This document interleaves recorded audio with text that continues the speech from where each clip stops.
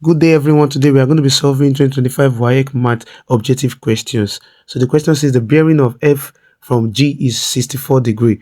What is the bearing of G from F? So this is how we are going to be solving the question.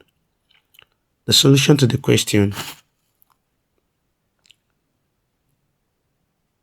Now the first thing first, we are going to be drawing our cardinal point.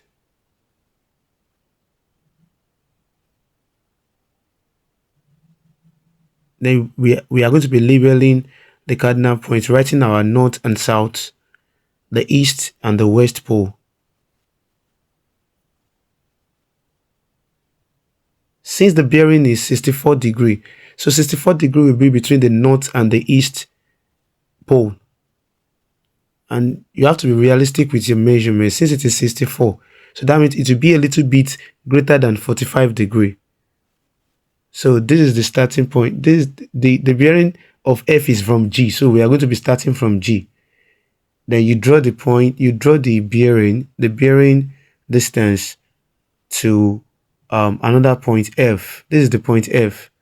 Also labeling everything as the northwest, east and south pole. So this is going to be an alternate angle because of the line.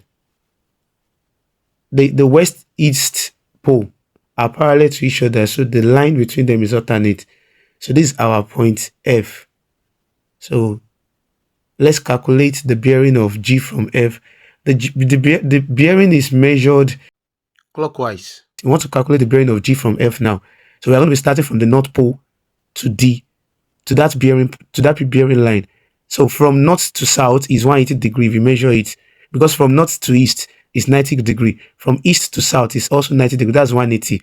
So therefore the bearing of G from F, yes, the bearing of G from F is now going to be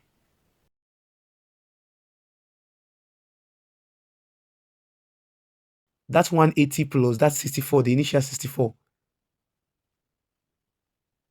And when you add that together, that is going to be giving us 244 degree.